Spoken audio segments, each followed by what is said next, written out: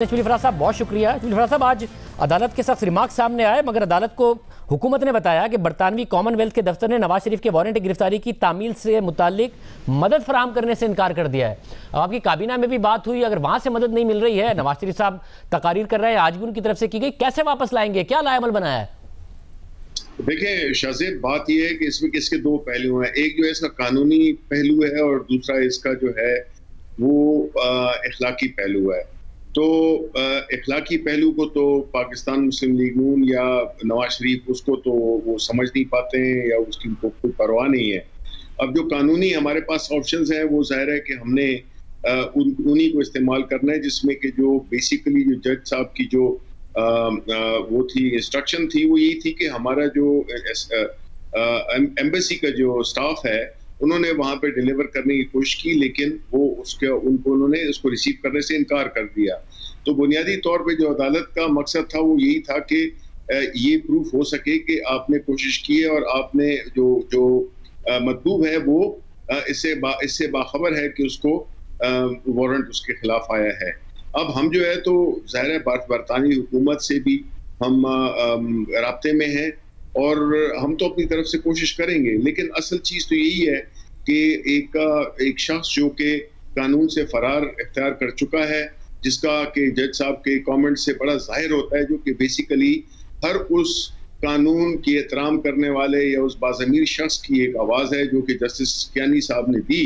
वो यही है कि इससे आप ये क्या साबित करना चाहते हैं कि आपने पूरे सिस्टम को, आपने पूरी कौम को, कानून को धोखा देकर, मगर ये जरा अदालत ने रिमार्क्स दिए, मगर ये वाजे कर रही है नून लीग कि वो अपना इलाज कराकर ही वापस आएंगे। तो आपको लग रहा है कि कोई ऐसा फिर कानूनी ऑप्शन है नहीं हुकूमत के पास कि उन्हें लाया जा सके उनकी मर्जी के बगैर? एज ऑफ नाउ कोई ऑप्शन नहीं है।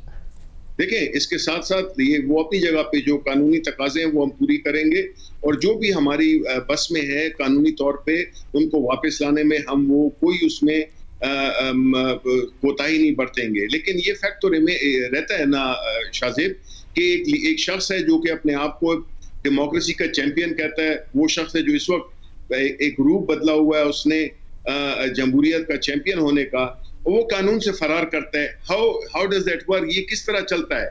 उनको तो किसी आर्टिकल या किसी नज़म लिखने पे उनके पीछे वारंट्स नहीं है या उनको सजा नहीं मिली है, उनको तो खुर्द-बुर्द और उन पे कन्विक्शन हुई है जिसकी वजह से वो अपना कानून से फरार इख्तियार की हुई या उन पे मुकदमे चल रहे हैं।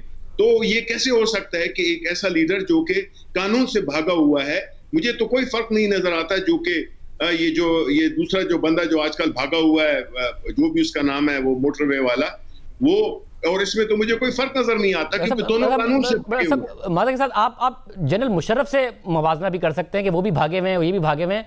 एक ऐसे मुकदमे से ना मवाजना कीजिए, आपको पता है कि उसके क्या है कि जनरल मुशर्रफ से मवाजना कर लीजिए, उस पर भी सवाल आपकी हुकूमत पे उनका भी उठता है कि उनके बारे में आपका क्या ख्याल है जनरल मुशर्रफ के बारे में? आप देखिए, कंपेयर नहीं करें, इस वक्त बात हो रही है नवाज शरीफ की।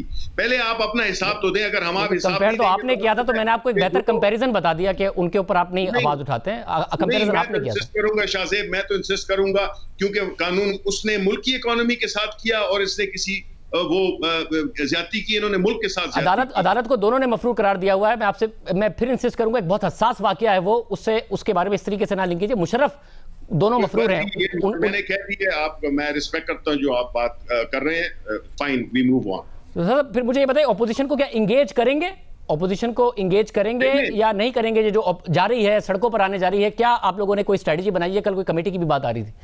जी देखिए शाज़ेब, इसमें यह है कि वी आर अ पॉलिटिकल, हम एक सियासी जमात है और हम चाहते हैं कि जो चीज़ों को मैनेज किया जाए वो सियासत पे, लेकिन सियासत एक चीज़ है और दूसरी जो क्रिमिनल एक्टिविटीज़ हैं वो एक अलग चीज़ है।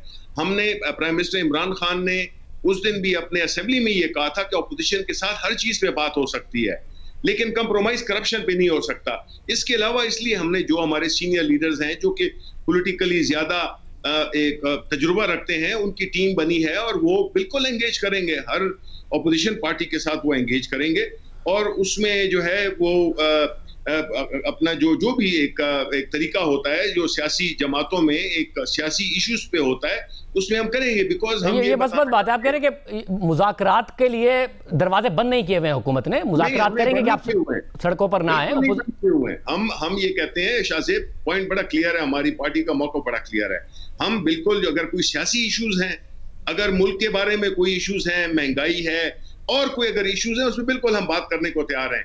लेकिन हम ये नहीं करने देंगे कि वो इसको एक प्रीटेक्स्ट बना के और अपनी एक ऐसी पॉलिटिकल एक मूवमेंट शुरू करें जिसका के बुनियादी बेनिफिशियरी वो नवाज शरीफ या वो और लोग हों जिन्होंने इस मुल्क की। सब रोकेंगे कैसे?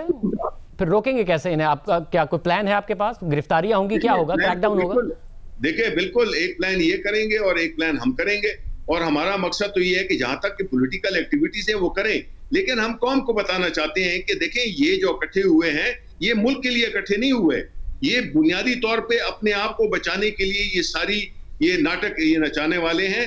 तो वो पार्टीज, वो लोग जो कि इस्तेमाल नहीं होना चाहते हैं, ये उनके लिए है कि वो इसमें इस्तेमाल ना हो, क्योंकि ये जाती मफादात के लिए ये तहरीक चलाई जा रही है। बहुत शुक्रिया।